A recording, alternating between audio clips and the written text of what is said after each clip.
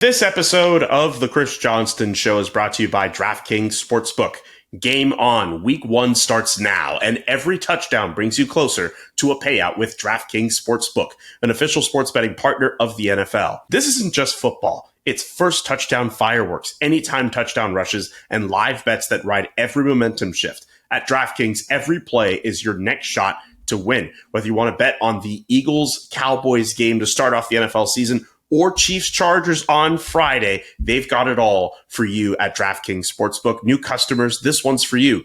Bet just $5 and get $300 in bonus bets instantly. Plus, grab over $200 off of NFL Sunday Ticket from YouTube and YouTube TV. Your season starts now. Download the DraftKings Sportsbook app and use code SDPN. That's code SDPN to get $300 off bonus bets instantly when you place your first bet of $5 or more, plus over $200 off NFL Sunday Ticket from YouTube and YouTube TV. In partnership with DraftKings, the crown is yours. Gambling problem? Call 1-800-GAMBLER. In New York, call 1-8778-HOPE-NY or text HOPE-NY at 467-369. In Connecticut, help is available for problem gambling. Call 888-789-7777 or visit ccpg.org. Please play responsibly. On behalf of Boot Hill Casino and Resort in Kansas, fees may apply in Illinois. 21 plus age and eligibility varies by jurisdiction. Void in Ontario. Bonus bets expire 7 days after issuance. See sportsbook.draftkings.com/promos. NFL Sunday Ticket offer for new subscribers only and auto renews until canceled. Digital games and commercial use excluded. Restrictions apply. Additional NFL Sunday Ticket terms at youtube.com/go/NFL Sunday Ticket/terms. Limited time offer. The Chris Johnston Show. Let's go! Your number one destination for a behind-the-scenes look at the game of hockey. Is this thing on? Here's NHL insider Chris Johnston and host Julian McKenzie. As we begin season 5 of the Chris Johnston Show, the first week of September is here, and Connor McDavid still has not signed a contract extension. The Oilers say it's going to be fine. Connor McDavid is weighing out his options. But as we sit here about a month away from the start of the regular season, I have to ask, how likely is it that number 97 starts the season without a new contract in place? Well, the fact of the matter is no one, and I mean no one, can say that with any authority. And the reason for that is that Connor McDavid himself hasn't figured out exactly what's going to happen next. And so, you could take either side of the coin here and you could say, oh, he's definitely going to sign because there's all these great reasons to play in Edmonton. And you could wind up being right. You could take the bearish view and say there's no way he signs by the start of the season. He needs to see more. He's worried about the future of the team and what the next years could be like. And you could also be right. But, the real facts here are that you have a player who hasn't made up his mind, and he's a very unique player. I mean, we can talk about other pending UFAs and what they've done. We just saw Mitch Marner play out a contract in Toronto last season. A couple years ago was David Pastrnak in Boston, got well into his contract here, signed an extension in early March. But with respect to those guys, and obviously superstar, top paid talents in the league, they're not Connor McDavid. There's one of him. And, I think we have to really put our minds on the fact that he has one career, and he's got to decide what's best and for what's next. And it's not as simple as it's going to come across on a podcast like this, because, this situation has a lot of gray built into it. All things being equal, I know that he's very comfortable playing in Edmonton. When he says last week at the Canadian Olympic camp, I was out there in Calgary, I was in the room with him. When he says that his goal is to win in Edmonton, I don't doubt that one iota. I believe that nothing has changed there. And this is a team that obviously has been to back-to-back Stanley Cup finals and fallen short against the Florida Panthers. So, what he does next could or maybe won't impact the immediate future of the Oilers. But obviously his real focus right now is on trying to win a Stanley Cup this year, that third time's a charm kind of idea with the Oilers, because he is under contract for this season. But I think as he navigates this process, he's trying to figure out and calculate and ruminate it's probably better for him personally to wait. That's the truth. It would give him more information, gives him more time, gives him a better feel for where the Oilers are at as they enter what will ultimately be the first year of the next deal. But I think he has to ultimately weigh, will it impact the team in the short term if he gets back to camp in Edmonton, if October 7th and October 8th roll around and he hasn't signed and the regular season gets going. Clearly this will be a story you and I are talking about, and everyone else that gets paid to do what we do in the hockey media. It'll be a big story behind the scenes, among team execs and agents. I mean, this is the biggest story in hockey right now. There's no question about it. The Oilers might not be worried, but I think that there should be some cause for concern that we got even this far and he's not yet fully ready to sign. I mean, it's not a prediction of what's going to happen. It's just, the reason we're talking about this is because I think most people, as they were slumbering through late July and August, on their docks, sipping their drinks of choice over the summer, going on vacations, doing all the things that we all did and not really thinking about hockey day to day, you almost assumed you'd be coming back and the fall approaching with him being signed. And that's not where we sit today. I'm just wondering for Connor McDavid, yes, there's so much to think about in terms of whether or not he wants to stick around in Edmonton and all that. I'm just curious, and I'm not saying it's an overwhelming feeling that should supersede everything else. How ready is Connor McDavid for questions about his future to be posed at the start of training camp if he doesn't sign, at the beginning of the season if he doesn't sign, and virtually almost every possible road spot or every other home game? Like, this is going to be a question that's going to be asked over and over and over and over and over until he makes a decision, until he signs. And the anxiety that could fester among Oilers fans could rise the longer he doesn't sign. Is Connor McDavid really ready for that to be a story, even if he does want to take his time?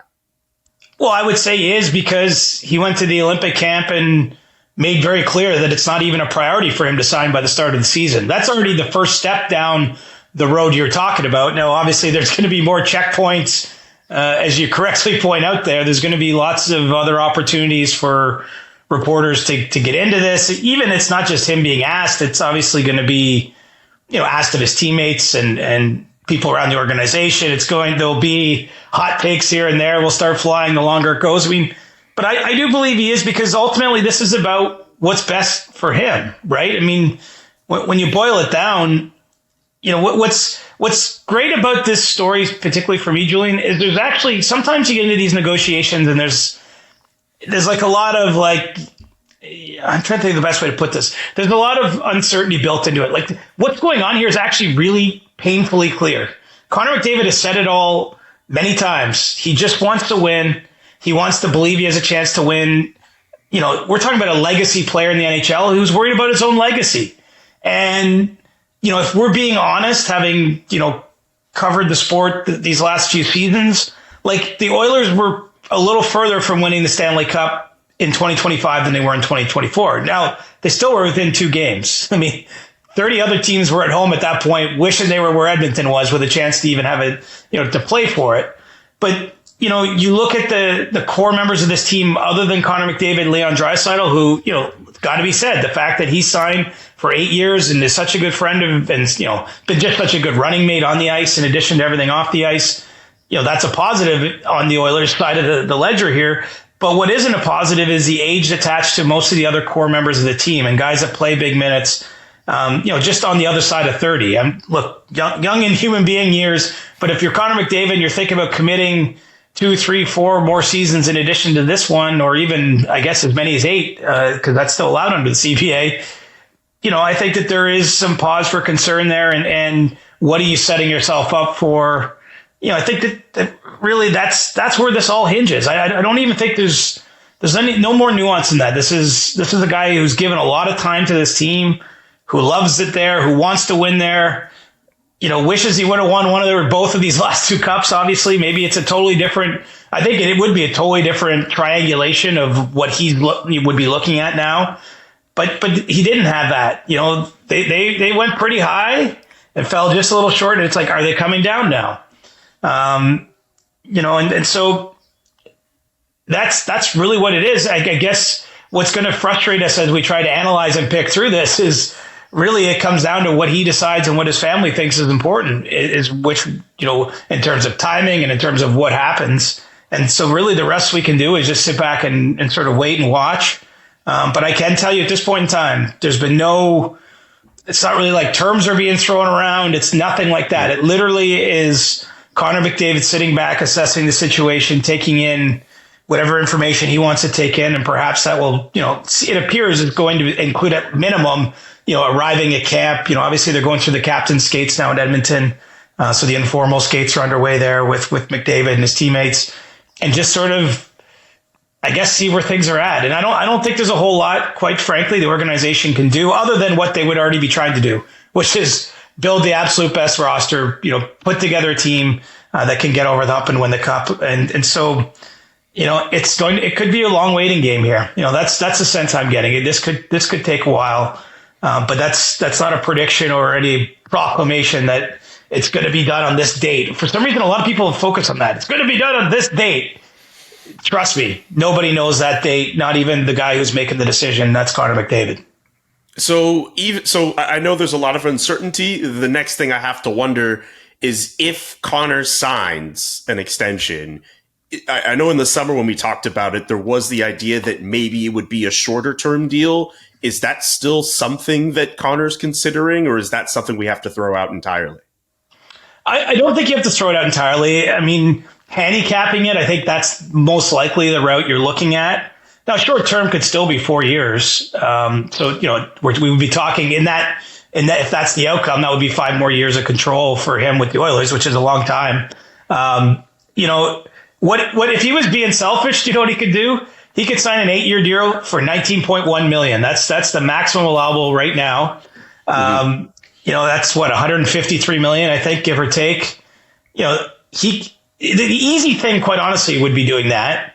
There'd be a lot of uncertainty in terms of what those 8 years might look like, or 9 years for his career, but there'd be a lot of certainty in his bank account. And there'd be no stories. There'd be none of the stuff we're talking about. But, it's such funny, like pro athletes, they have to get used, they grow older sooner than they're actually old, right? I think that they have to come to terms with, how fleeting what they do is and how difficult it is. And this guy has 100%, held up his end of the bargain since entering the league as a number 1 overall pick with a lot of pressure. Basically good for 100 points every year. Like, that was a down year for him last year. He got 100 right on the number. It's supposed to be a year where he was resting himself and had a small injury and, all those things. So, I mean, he's, he is who he is as an individual talent. I think he's grown immensely as a leader, very comfortable with that team. And man, they've been so close. I mean, I think that's ultimately, if you're the Oilers, that's what you have to put your confidence in, is just how close the team has been to winning, how close they are collectively. I mean, no team plays into late June and back-to-back years if they are a team that's, found something, right? A resiliency, the way they bounced back against LA in the first round last year. They've been building towards the moment, and now that it feels somewhat in jeopardy. So, it's a long way of saying I just feel like because he's not certain now, it would be hard to imagine him jumping to an 8-year deal. Unless, I shouldn't say that because, we should mention there's a few different sort of hurdles here. He could still sign before the season. He could sign during the season. He could play out this season and sign after the season before July 1st. I think that all those are very possible outcomes. And so, let's play a game since it's still just the beginning of September here. The Oilers do go on and they win a championship. Maybe there's a few big in-season moves made by management. And the way McDavid's feeling is like he wants to, match Leon Draisaitl's commitment and sign an 8-year deal at that point next May or June or whenever that come. I mean, I think that when he says all options are on the table, I think that's one of the options. So I'm not going to say it's impossible, but I think if he is going to sign in the shorter in this next few, whatever, if you're going to sign earlier in the season, it does feel like a shorter term deal. It probably offers the highest level of comfort, right? Because the questions are about the uncertainty of the future and the roster and where things go. Well, if you commit to a shorter amount of time, it just leaves I think it leaves a little clearer window for, what the organization will be trying to do. So, man, it's a spicy meatball, and I can understand why they're trying to calm the waters a little bit around that situation, because again, I know there's been a lot of dialogue back and forth with McDavid's agent, John Moldaver, and the Oilers, and McDavid himself. And, I think everybody's on the same page here. Like, I don't sense that there's no tension there. There's no disagreement. It's really just, you got to wait to see what Connor wants to do. And Connor doesn't yet know what he wants to do. I know neither of us could ever be Connor McDavid or have the talent that he has. But if you were to put yourself in his shoes as best as you could, and you looked at the roster compiled by the Edmonton Oilers, is this a team that you would want to commit long-term, any type of term to? Again, I know I'm asking this knowing you are not Connor McDavid, and neither of us could be in his head, but I am curious what you would think. Well, here's how I look at that. I mean, he's not looking. You and I can look at the roster kind of, and we know some of these individuals, but we can look at it sort of in the cold light of day, right? Mm-hmm. Zach Hyman, age 33, Matthias Ekholm, age 35, two guys that I've come to know a little bit in their careers and really like talking to. But Connor McDavid is friends with these people, right? And he's been in the hockey version of battle with them. He's pushed himself, and they have alongside each other and gotten so close. So, I mean, it's such a different, that's where I can't really identify with it in any way, because, he's not looking at this. He's not going to Puckpedia and thinking about cap hits, and like, these are his friends. These are his family. These are people that, I think that's what makes those kind of decisions so difficult. And at the same time, I don't think we're at a point where we should not even open like the mystery door of like, where else would he play and all that stuff, because it definitely is too premature for that. But the truth is even if not assigning a potential other team to him, there's a lot of unknown over on that side, right? I mean, certainly the grass is not always greener. We've seen that time and time again in pro sports, and so I can't really identify, not just with his talent, I can't identify being in his situation. I don't think it's going to affect his play, though. I have to say that. I mean, think of the focus this guy's, the heat lamp he has been under as a person and an athlete for so long. I'm of the opinion that actually, who can know this? But my opinion is I think we in the media might overstate the impact on his teammates. I just came through a year here, around the Maple Leafs. It's a little apples to oranges, but Mitch Marner was in a similar spot. I didn't sense any extra like bad vibes. Marner personally had his best season by statistics, by points.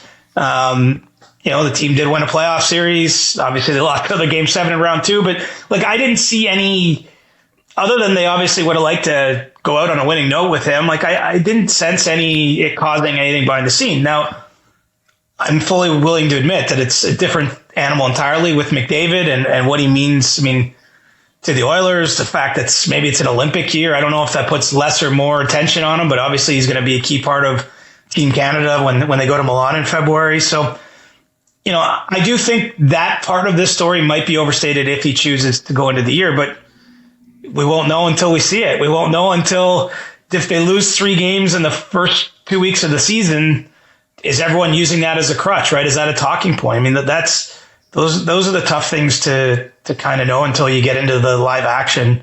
But certainly, I'm not expecting anything here in the next few days or in the week and a bit before camp. It could still happen, but my sense is that's not where this is likely headed.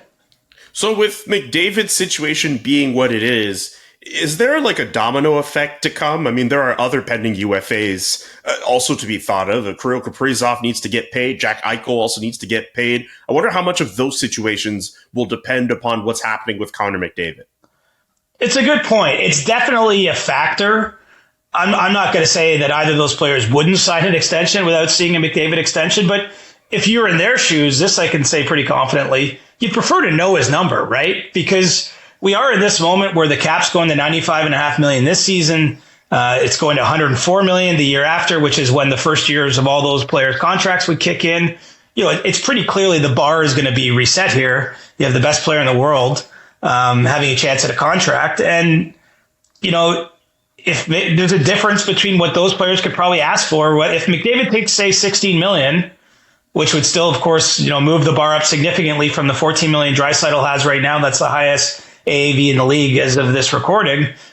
It maybe lowers what you can get for those guys, but if he gets to $18 million, maybe the bar goes so high, it could throw some things out of whack. So, I think it makes it more challenging for those players. That being said, I think you have to look at each situation individually. Jack Eichel's had a great run in Vegas, won a Stanley Cup there. We know what a destination that is for players.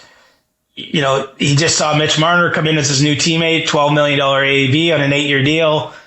That probably sets around the floor for Eichel, I would think. Can't say that for certain, but I imagine he's probably in a class a little bit above that if he's staying there. And then if you're him, you got to say, am I really going to leave? Such a great setup, like one of the places everyone wants to be, where I've had personal and team success, where I can still make a great amount of money and have a great lifestyle. So, I'm not going to say McDavid's going to totally hold up these deals, but I do think it's put somewhat of a chill on the market. The one thing all these players now have to think about, I know we're going to get into the CBA stuff later in the show, but, these guys are all eligible to sign an 8-year deal prior to July 1st. So with their current teams, which is it's a bonus because after that point, of course, players are going to be limited to signing 7-year terms with their own teams and 6-year terms with other teams under the new CBA. So, there's the chance to get an 8th year for all those players is definitely at least something to think about. I'm not saying it's not the be all and end all in their contracts. I think there's a lot that goes into that, but, it's definitely an enticement. And, Kaprizov will be an interesting one. I mean, I saw that Craig Leopold, the Wild owner, spoke at a media event today, and he is not backing down from we're going to pay him the more than anybody else. They can give him the 8th year. Like, they are back up the truck. I've said before on the show, I wouldn't be surprised if he gets to $15 million. I'm even more confident in that now if he's, indeed staying in Minnesota. I think that you could see that contract get to that level because of what he means to that team. So, they're clearly going to take another run at that when Kaprizov gets back to Minnesota. Hasn't traveled from his off season yet in Russia. So, we can't say it's like a direct correlation, but I think it'd be easier making the call as those players on what will be huge money deals if you knew what the number is, but it doesn't always work that way. I mean, sometimes you have to operate without all the information. And I'll say this, in talking to some team people this week, I've just heard generally, not pertaining to those specific players, that they're finding it hard to make deals with anybody, that everybody, like, a lot of agents / players working on behalf of their clients are looking at the new, the big jump in the cap and some of the new comparables on the market. Some players signed big extensions this summer. How does that impact my guy or not? Like, I think that there's a little bit more skittishness because, it was a long time where we had more or less the same cap, right? It was 5 or 6 seasons where there was only negligible bumps up. So a $5 million player became a $5 million player, and I think it was sort of generally accepted. It's not to say there weren't some disagreements along the way, but I think the market got pretty settled. Well, now the market's being disrupted, and we know agents love to use percentage of cap, especially when the cap is taking huge percentage jumps each year. I mean, look, that's smart business. But I do think that we're moving into this weird time. No one wants to hear this. I mean, I know why you listen to this pod. You want the rumors. You want to know that there's going to be a bunch of trades. I just feel the juice. Well, look, we don't make the trades. We just try to sniff out what's going on around the league. But, I get the sense we're moving into this time where it's harder right now for contracts to get done. Unfortunately, I could see a world where trades are going to be a little more scarce with some of the changes and tweaks that were made in that new CBA. So, I'm not going to say we're going to hit the brakes entirely, but a big jump in cap is good for the players because they get to make more, but it might not ultimately lead to what we all would have assumed, which is more slack in the system to make memoves. It certainly hasn't played out that way so far. That was a quiet summer, brother. Yeah. You know what? I'm not going to complain too much. I think I had a little bit of fun this summer. I got to enjoy some quiet, but I kept checking my phone like every couple of hours thinking, okay, is something going to happen? Not nary an offer sheet, nary a big trade. Like, what happened? Why? This was supposed to be the summer where everything was supposed to happen. All these moves were supposed to happen. What happened? Why did everyone get quiet? Well, it goes both ways, right? So the cap goes up, which is good. Some players can make more money, but teams have more money to keep their own players too, right? And I think that had some degree of impact on offer sheets. Now, I should say, I have heard there's still a few unsigned restricted free agents out there, and I've still heard that there's a little bit of offer sheet talk going around the league. So, I mean, there's still the possibility that one of those players gets it. You've got players like Connor Zary in Calgary, Mason McTavish, Luke Hughes in New Jersey, Luke Evangelista, and a couple others. I don't have the list in front of me who remained unsigned at the time of this recording. But, I just think it was a year where everyone's trying to win too. Like, no one is intentionally being bad, for lack of a more, flowery way to put it. Everyone literally is trying to get better, and there's not that many players, and I think that dried it up. You compare with last year in August. Someone told me there was 8 trades. I didn't fact check that, but apparently there was 8 trades last August. Plus, you had the 2 offer sheets that St. Louis issued to the Edmonton players. I mean, that's a pretty newsy month. We had no trades in August this year, so there's been a couple smaller deals through the summer, and again a few UFAs out there still to be signed. But it ended up being a quiet summer. I mean, selfishly, I'm not going to complain, but, it's probably not ideal. One thing that's in my mind, like, it's funny, I feel very fresh coming back this summer, which is not always the case, for whatever reason. I actually don't know why that is. But one of the things I watched while I was away on vacation, Julian, was the America's Team documentary that they did on the Cowboys. I'm sure a lot of people that listen to this pod are sports fans, caught it as well on Netflix. And one thing Jerry Jones said there, like when he bought the Cowboys, is he recognized early on that he wanted it to be sort of a soap opera 24/7, that there was a business incentive to keep his team in the news. And obviously that's a team that's always been in the news. It's hard to sit here if I'm thinking of the business of hockey and say it's great that the whole league literally is silent for about 6 straight weeks, because, you lose the attention of some folk. But I mean, I didn't mind not having the phone be blown up all August long either. So you can't have it both ways, I guess. The Philadelphia Eagles are 8.5-point favorites up on the Dallas Cowboys for the Thursday night game to start off the NFL season. All those lines and more on the DraftKings Sportsbook app. Week 1 starts now, and every touchdown brings you closer to a payout with DraftKings Sportsbook. New customers, this one's for you.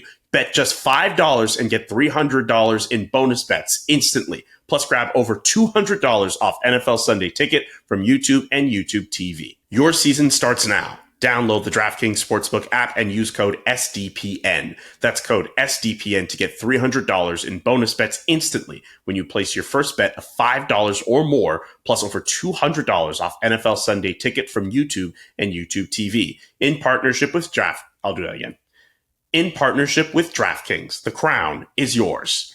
Gambling problem? Call 1-800-GAMBLER. In New York, call 877-8-HOPE-NY or text HOPE-NY at 467-369. In Connecticut, help is available for problem gambling. Call 888-789-7777 or visit ccpg.org. Please play responsibly.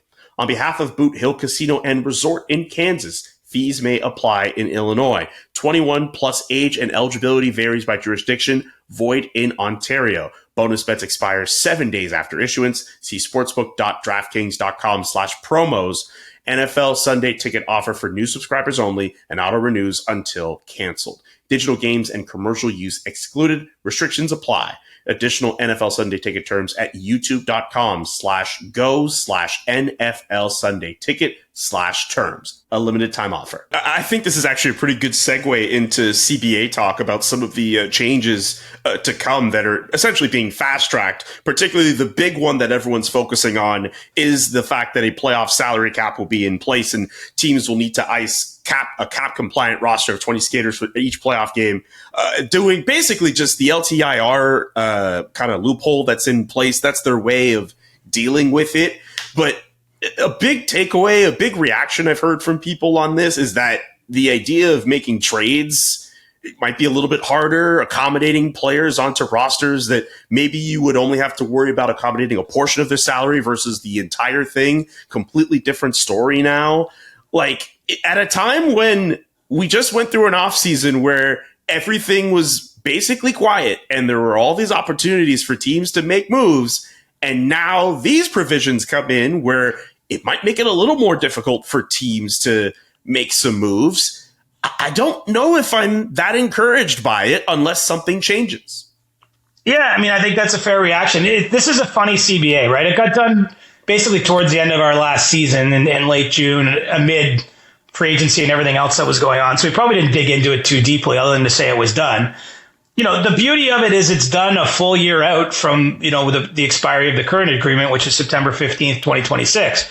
What's interesting is in the few months since that happened, I have talked to people both on the team side and the agent side who do not like the deal, who do not understand the deal, who think, you know, whichever way they're looking at it, that the players didn't get enough or the league didn't get enough. Like, why make this deal? So I don't know what that says. I mean, look, maybe it tells you it's just an industry of people who like to complain, who like to find, you know, like there's probably an element of that. Because this is unprecedented. This deal gets done in the unprecedented in the years I've been around as a reporter, which is a few at this point. You know, it gets done this far out. It gives them time to be like, okay, what goes into effect right away? What goes into effect prior to July 1st next year? And then what goes into effect next September 16th, 2026, when the new deal takes hold? You know, the fact this playoff cap starts now, in addition to the fact that the change to the double retention on salary rule comes in, that does not inspire a lot of confidence about the trade deadline. Like, you look at like someone like Brad Marchand, right? The Panthers got his cap hit down to something like $1 million with the way they did that deal last year at the deadline, which was obviously a huge part of them winning the Stanley Cup. Now, they did it at a time when Matthew Tkachuk was on long-term injured relief from his injury suffered at the Four Nations. Like, all that won't be possible now. And look, if you don't like the Panthers, you might say, great. if you've not liked when the Lightning did it 4 or 5 years ago, or the Blackhawks, you know, a decade ago, I mean, fair enough. I don't think there's anything wrong with a level playing field. Don't get me wrong, but removing the ability to, you know, trade a player through another team in real time to get the cap hit lower, you know, there's no way to view that other than that's going to make it a little harder for teams to make trades. You know, the one counterpoint to this is you're going to have way less teams bumped up against the ceiling, I think, especially maybe this season isn't a good example. When it jumps again to 104 next year, million, the cap, like you're going to have teams with more room to operate under the cap, generally speaking, I think. So it might mitigate this to some degree. But yeah, like the changes to the rules on aggregate definitely, I think, discourage player movement a little bit. And I don't know that that's what they're designed to do. I think the league is trying to keep as much money trapped very squarely inside the system so that they're keeping, you know, the owners half at 50%, the players half at 50%. They don't like anything that kind of skews that. You know, we've seen over the years, they've changed in terms of like the difference you can have from year to year and the contract value that's been smoothed out more. You know, you can't defer salary now. That's one of the rules that's brought in right away. A lot of this stuff, frankly, discourages creative teams, right? You look at the teams, that deferred compensation model really only started getting used last summer. You know, a team like Carolina's used it for a number of players. Obviously, they have a front office that are doing all kinds of different things. I mean, they've put, you know, very interesting structures into some of their deals in terms of, you know, you have to achieve certain bonuses to trigger certain, like they're operating in a different way than other teams. That's not to say it's better or worse. Let's let it play out on the ice and see if they get ahead as a result of making those moves. But a lot of that stuff then gets taken out. Now, the one thing about a smart team, they'll probably find new areas that are like within the rules to find, you know, opportunities to do things. But yeah, I didn't come away from this thinking like, oh, wow, we're going to have a banger of a trade deadline. I mean, I don't have the date yet for it, but it's going to come on the other side of the Olympics. So it's going to be a weird trade deadline in general, just because everyone will be returning back from Italy. If I recall correctly, when it was Sochi, it was like a week later. It was basically everyone flies back from Russia. Oh, it's a trade deadline. And then on top of that, you have a system that I think teams are going to have to figure out what it all means. No one for sure knows what it all means. There's going to be the obvious changes to how they operate, and then over time they'll come to understand better, some of the non-obvious parts of it. But here we are, my friend.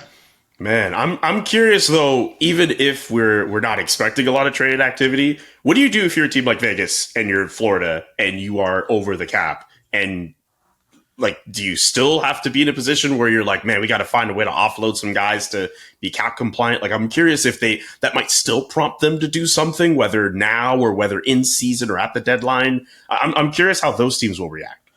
Well, it's very possible. I mean, this week, the GMs and coaches were all in Detroit and had a meeting with the league, sort of a preseason meeting. And at that meeting, Bill Daly, the deputy commissioner, said he couldn't answer all the questions about, exactly how some of this playoff cap is going to work. I mean, I think broadly, of course, it's in the memorandum of understanding. Broadly speaking, it's been, the rules have been agreed upon, but also included in those rules were, hey, we can reopen this if it doesn't work properly. So they're still figuring out, like, from a practical standpoint, exactly how it's going to work. High level, the 20 players on your team each night have to be under the salary cap in addition to any cap overages your team has. So that's if you have, money left over from buying a player out, if you have salary retention from a previous trade, all that would be part of that money that goes in plus your group of 20 each night. And so the teams like Vegas or Florida, which, obviously is going to start the year now without Matthew Tkachuk again, who had surgery recently, they're going to have to figure out what that means long term. And it could definitely necessitate in-season moves. I just think it's too soon to kind of say, hey, Florida has to trade one or two players that make this. Like, it's not entirely clear how it's going to work. But, in theory, it should level the playing field. And so in some ways, I'm happy the league's doing it.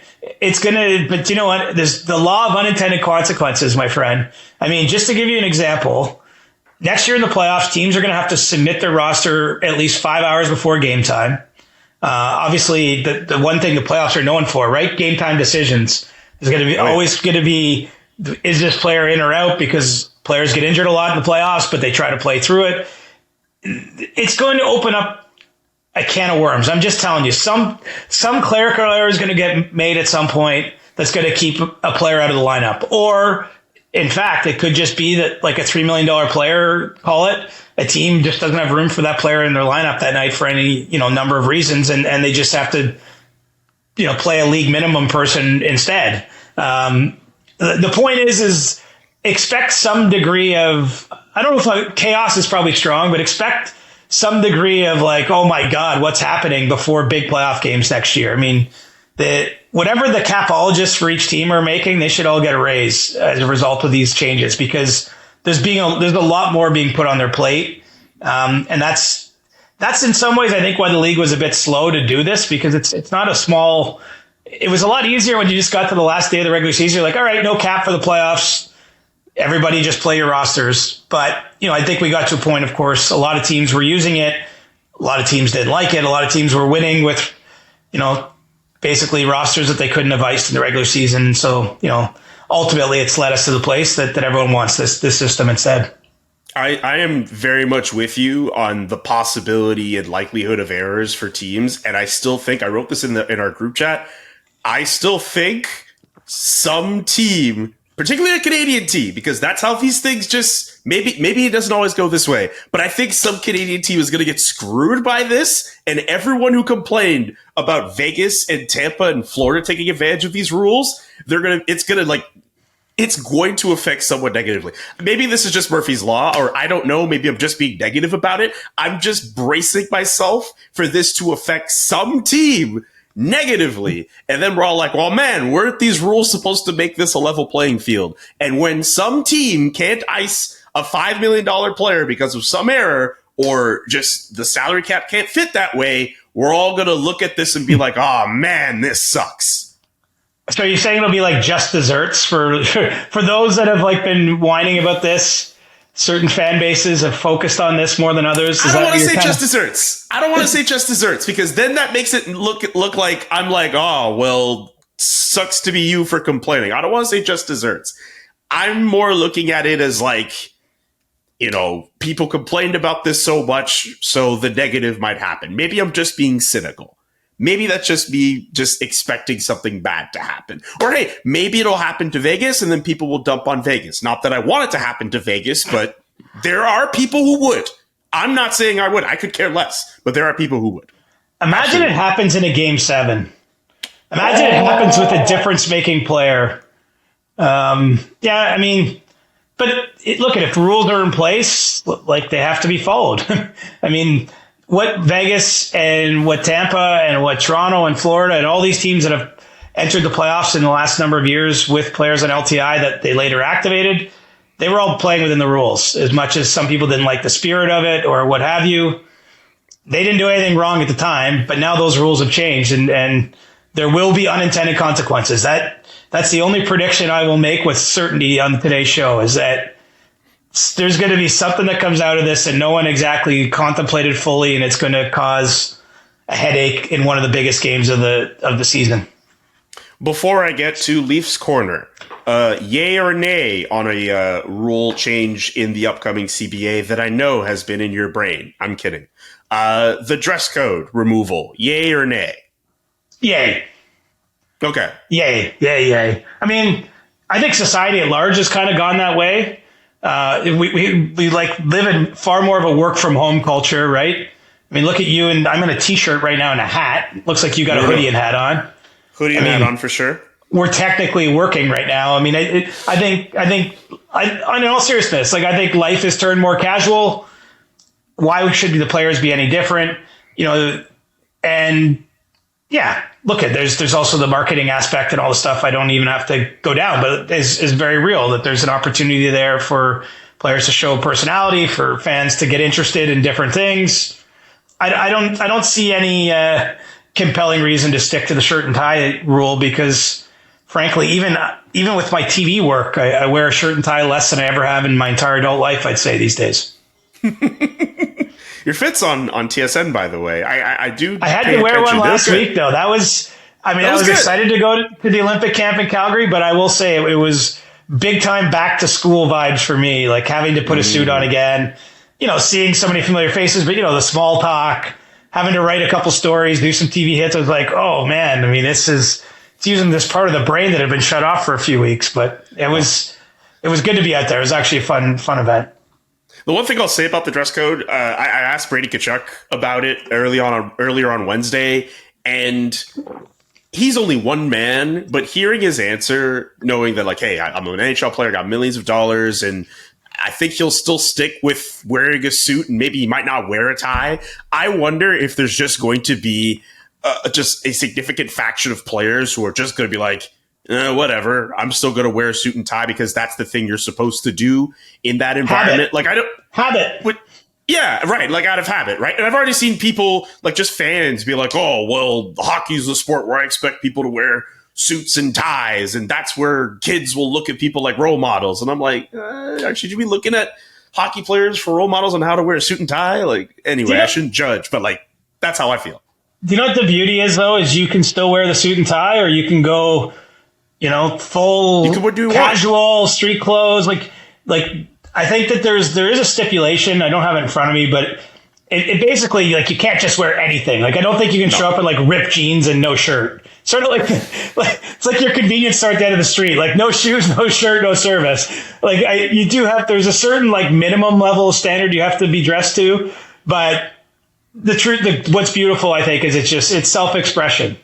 It's whatever you feel is best. And really, like, who could really argue against that?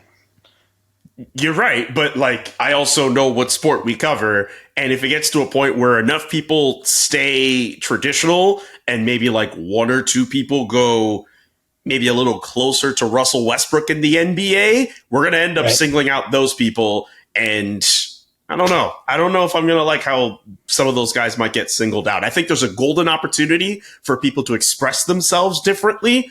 I just hope for the sake of those players, more than just a small handful of players choose to do that. I would like to see it. But anyway, that's just my thoughts on that.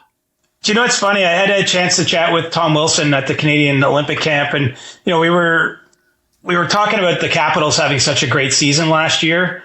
And I was asking him, like, what worked? Like, they took such a big jump. And he said, like, one of the things he mentioned Alex Ovechkin, that he thinks that he sets a certain tone that helped that team have success. But he said, in our dressing room, you're free to be who you want to be, as long as you own your, like, whatever you are, which, he didn't elaborate on. But I think, you can, and I can guess what he was implying, like, own your shit. Don't be an idiot. But, like, they're not judging whatever music you're into or go down the line, down the road. And I just thought that was interesting. Like, he felt like they became a lot closer as a team in a very inclusive kind of dressing room. And, it just, I heard you speaking about the dress code stuff, I kind of twinged my memory to that. That, there's an NHL veteran who's been around a long time and a team that had tons of regular season success last year, cut out of nowhere. And he thought that was a key to their bonding, is just the way that they kind of opened the doors. And obviously they had a lot of newcomers at the start of last season too. Guys with certain reputation, guys that have been around the league. And, I'm thinking back to the Chikrins, Pierre-Luc Dubois, even Logan Thompson, their goaltender. So anyway, food for thought. Yeah, I appreciate that food for thought. The last thing I'll say on that is the league, the sport will always be better once we are more inclusive of everybody and we allow people to express how they want to be. Anyway, we've gone through McDavid. We've gone through the CBA. We talked about the dress code, which actually was a pretty good convo. It's time for Leafs Corner, the first Leafs Corner of the season for us here at CJ Show. And let's talk about a man who should be the top topic of conversation in Leafs land right now, should be the first name off everyone's lips, Anthony Stolarz, and a potential contract extension. I mean, that's the guy we want to talk about, right? You even fooled me there. Here's the thing. You mentioned Mitch Marner twice in the first segment. I knew we were going to get to him, but I wanted to play around with that a little bit. I appreciate that. I will say this. I can put bookends on it. What's interesting about the Leafs talking contract with Anthony Stolarz, look, it makes sense. He's 1 year out from UFA himself, had a fabulous season last year for the team. But I do think it kind of underlines a new world and a new reality that exists for the Leafs front office in the post-Mitch Marner world. And I'm not going to sit here and say the ability to sign Anthony Stolarz long-term is a good outcome of Mitch Marner, essentially leaving as a free agent. I know he was traded ostensibly for Nicholas Waugh, but, not staying in Toronto. But it does underline the fact that in the past, they really struggled with doing contracts early, with players that weren't core players, generally speaking. I think that they're always just nervous about committing too many dollars, outside the top, what we used to call the core four. Now I think that they can look at things differently. Now, the cynic might look at that and say, yeah, it opens up a lot more opportunities to make decisions that aren't great. And that's true. Just having money to spend doesn't guarantee good things are going to happen. But I did sort of make that link in my mind that now they can operate in a different manner, along with every other team in the league too, with the fact that Cap's taken these big jumps. And so, it's going to take probably, if they're able to get a deal done with Stolarz, it's probably going to be on the surface what seems like an eye-opening amount of money.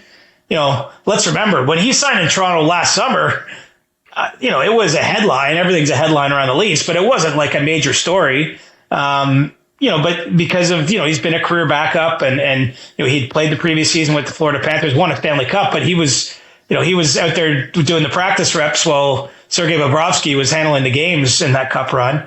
But he had such a good year. And then if you zoom back and actually look at, some of his recent seasons, even before getting to Toronto, you're like, okay, there's a track record here. And I think the Leafs believe, he's even still got more to give. So, we'll see if they're able to get something done there. I think that there's certainly mutual interest in trying to do that.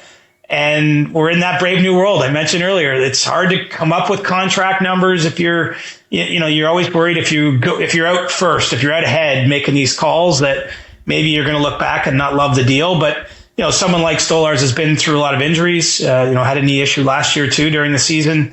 There's probably an argument for a little stability being great for him too, because his career is, he's a pretty well-traveled guy, has not included a lot of stability, and he's with a team that I think he's comfortable with and, certainly likes him and appreciates him. So yeah, this is the first story of many where I think I could put in my mind, in a world where they paid Mitch Marner, say $12.5 million or $13 million this summer on a long-term deal, they might not be as willing to make that kind of deal. It's not because they don't believe in the players, but I think they had to be more cautious with future dollars than maybe they're going to have to be now.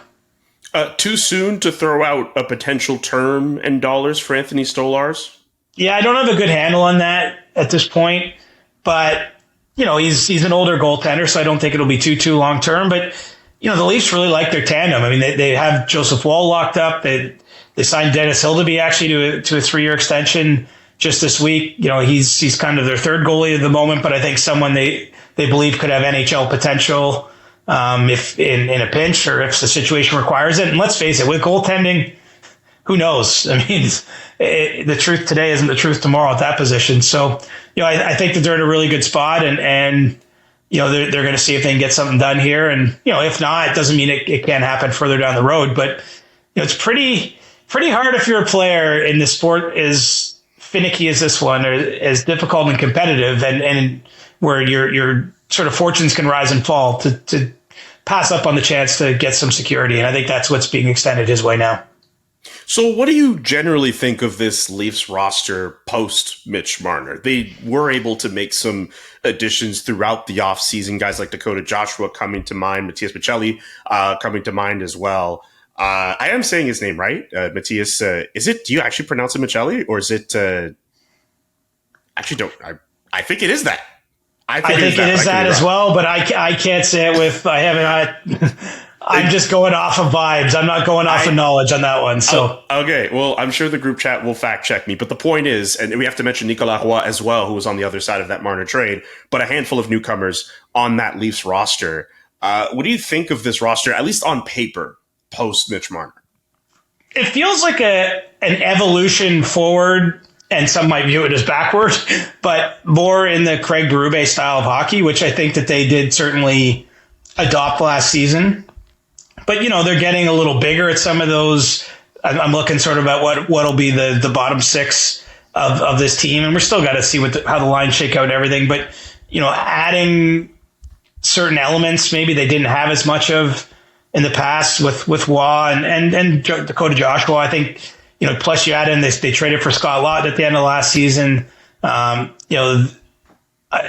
re-signed Steven Lorentz. Like I start to see a team that makes a little more sense for the guy who coaches it and the guy who manages it, quite frankly, and Brad Treliving. There's huge question marks. Like, will they score enough? Because that hasn't been a problem for years until the playoffs anyway, but certainly in the regular season, it hasn't been a major issue. What does the power play look like?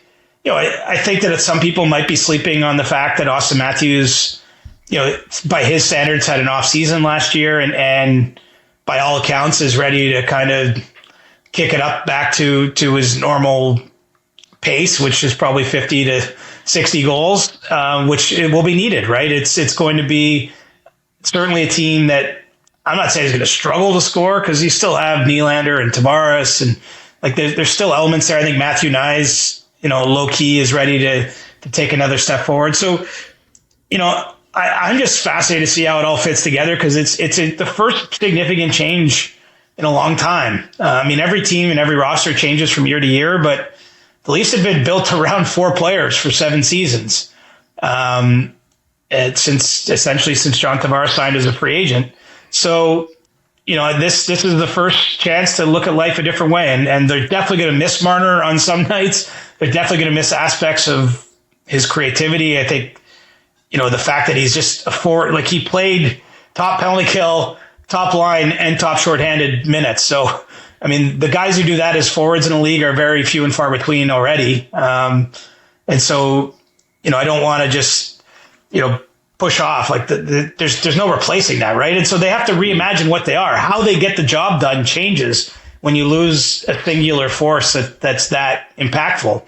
And, I think that they've had a decent offseason. One thing I'd observe too about where they put themselves, they didn't overcommit in any areas to where if any of the names mentioned on this podcast that are UFAs come up next July 1st, the Leafs can be in the mix there. If there's any significant trade activity with meaningful players around the league, I think that they're much better set up than they have been in the past from a cap perspective.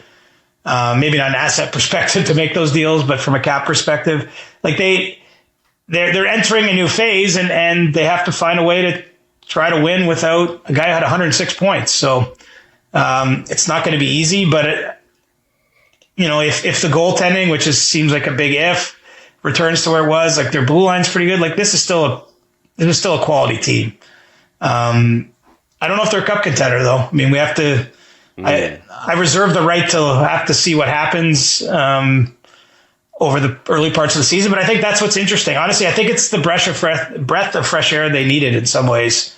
It's one of the reasons over the years I was among the class banging a drum when the playoffs ended in the exact same fashion time and time again to maybe consider changing the model. It's not that any of the individual players were the problem, but the mix wasn't right. And now they get a chance to try a different mix.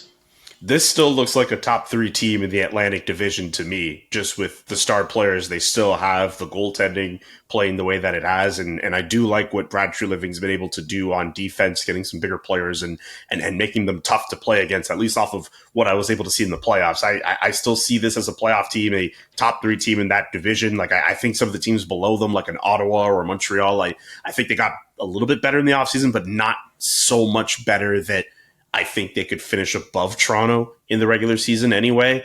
I wonder about Florida and Tampa, and that could be saved for another episode of the CJ Show. I was just about to say, so who's vulnerable then among those? Because between Florida, Tampa, and Toronto, they've been top half of the division for a long time now. Here's the thing about vulnerability.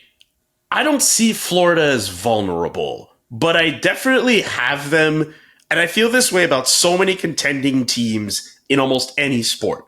For me, for Florida, it doesn't matter to me where they finish. Florida could have this weird year where it's very clear, not having Matthew Tkachuk will affect, or having all these other things might not have them coming out swinging out the gate. But if 3 straight cup finals has to add up at some point, doesn't it? It absolutely will. If I see Florida make the playoffs as a wild card team, I'm not going to shortchange them.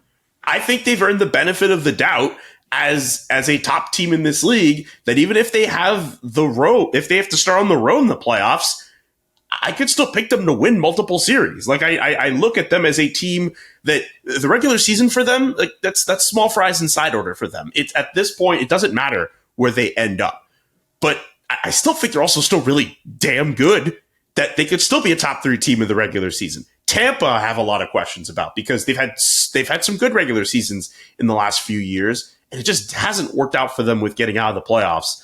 And that's a team that's had mileage run on them the last how many years. How much of a drop do they experience this year? Do they experience a drop at all? I don't know. Again, we could save that for another episode, but I have questions about Tampa. They're still a good team, but I don't know. I don't have that same belief in them that I have anymore. But all that to say, with Florida and Tampa being what they are, Toronto, I still see them in that top 3. Do you think the Bruins of last year will be the Bruins of this year? As in, I'm not saying a bottom 5 team in the league, but are they just going, is it just spent and they got to start over? Or do you see like a bit of a dead cat bounce kind of situation? I don't know. I don't know what to think of the Bruins, because on one hand, I still think a team that has Jeremy Swayman and Charlie McAvoy, hopefully healthy, and David Pastrnak at the forefront, that's still a good start. It's just that everything else... Solid pieces, man.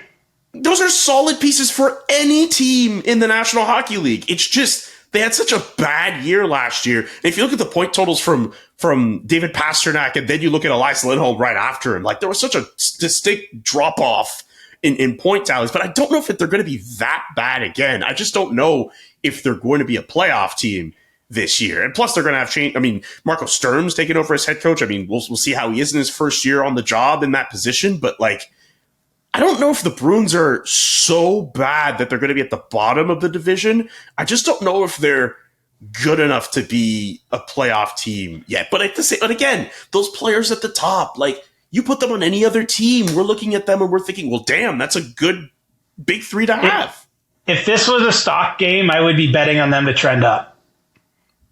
I'm not actually placing bets. I'm just saying, like, if we were saying directionally which way teams are going from their previous year's point total, I think that they're a good bet to be far more respectable this year. I don't know that they can get in the playoffs again, but certainly respectable.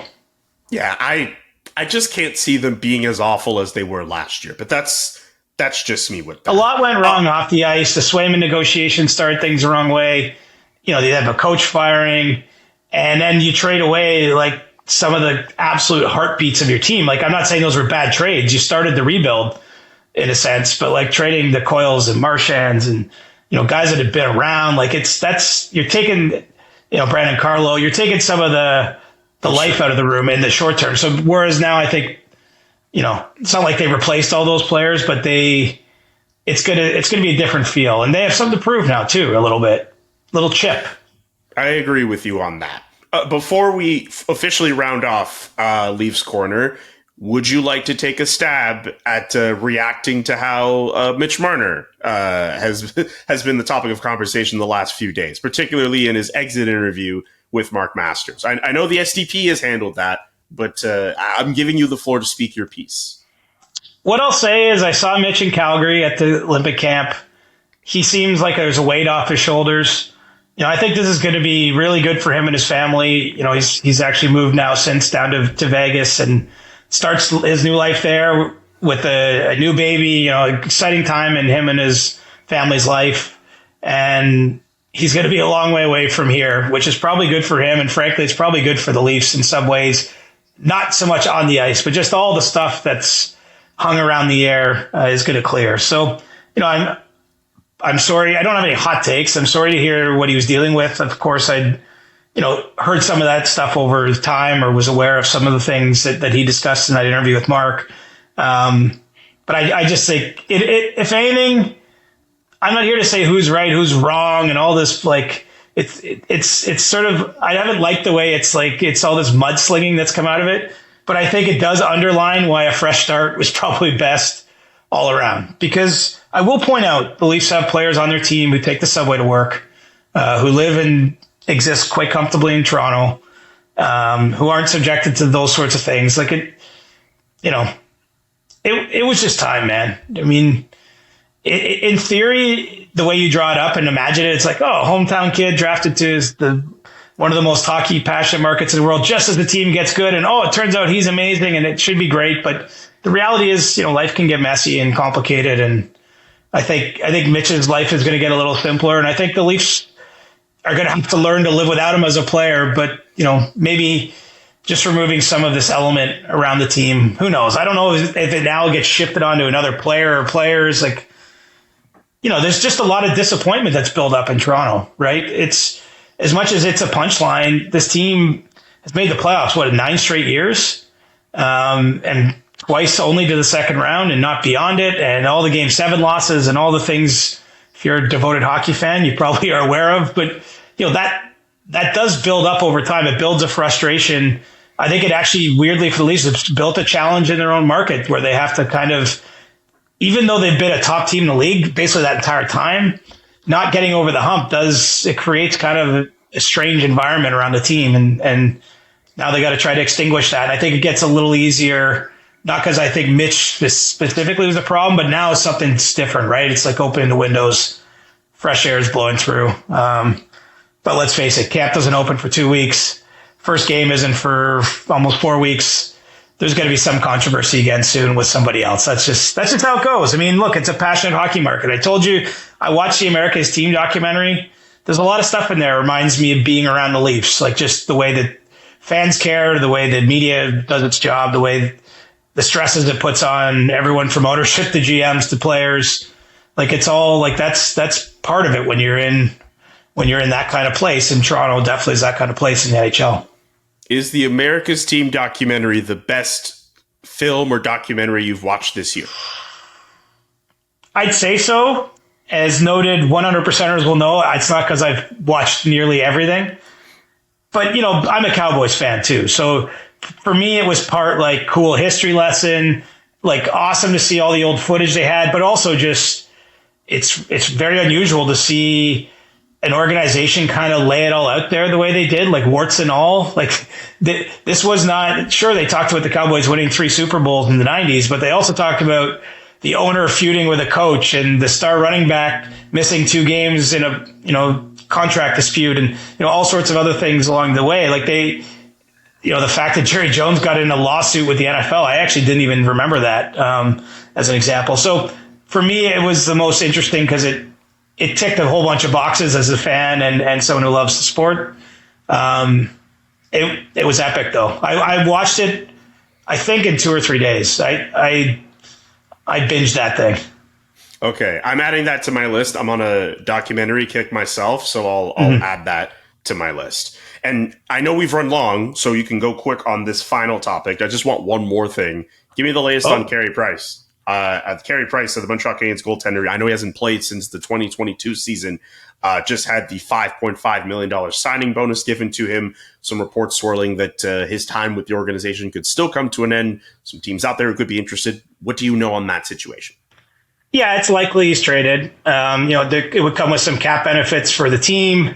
He's only owed, I think, $2 million in salary, but 60% of that's covered by insurance, so it's even less in actual dollars for the acquiring team that would have to be paid out. Obviously, they'd get a sweetener in return. We've seen some of these types of deals in the past, and I suppose you could probably speak to better as someone who has such direct ties to the Montreal market, grew up around the Canadiens while he was a star player, but obviously there's probably some emotional aspect to this for fans if and when he gets dealt. But I think from the team's perspective, it puts them in the best spot vis-a-vis the cap. Now, they don't have to do it. I should say that. It's not there are ways they can maneuver their lineup where they'll be fine without it. But because it's a relatively small amount of money he's owed, I think it should be a trade they're able to come up with, and it doesn't have to happen today. They essentially have until opening night when the team set their rosters officially to make that move and kind of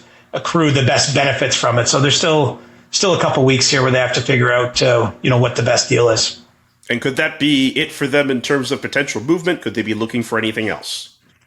Well, they're looking for a second line center, but I don't think you should assume when one domino drops that the second one immediately follows, because the truth of the matter is there's just not a lot out there that the Canadiens are seeking. And so that will unless something comes along here that I don't see on the horizon, I would think that that's a discussion we're going to keep having around the Canadiens into the season. It's their clear and biggest hole. It's a hole they've identified. It's one that they've wanted to address. But, what's also interesting about them is all their centers shoot right. They don't have a left shot centerman on the roster either at the moment. Now, maybe some of the, like Bolduc, who they acquired from St. Louis, maybe they can convert a left shot winger who can take some face-offs on that side of the ice. I mean, we'll have to see how that shakes out when they get to camp. But, I don't think that there's a big trade behind the Carey Price trade. But what it will do is it gives them more flexibility to operate, and we'll just have to see what the season yields for them. All right. I think we did fairly well for our first episode of the season, in which we did not have any, just random summer episodes, no preseason. We just went right into it. I think we did pretty well for a good hour change. Yeah, I think we did pretty good considering the circumstances. Well done, CJ. Yeah, I have to say it's because my brain is clear today. It gets a little less clear as the season goes along because there's always so much going on, and we all get underslept and overworked and all those things. But I mean, I got to say, I'm feeling pretty fresh coming out of the summer. I'm really excited for this season. With it being an Olympic year in particular, I think it's going to be awesome, quite frankly. And it's kind of an intriguing time around the league. It feels like some of the big plates under the NHL are shifting, and we're going to see some change and some surprises I would expect in this 25-26 season. Well, I can't wait to break that all down with you on the CJ Show. Subscribe to the podcast if you haven't done so already, and we'll be back next week with more episodes. CJ, great work as always, and we'll talk to you all next week. The Chris Johnston Show. Follow Chris on Twitter @ReporterChris and follow Julian @JKA McKenzie. The Chris Johnston Show.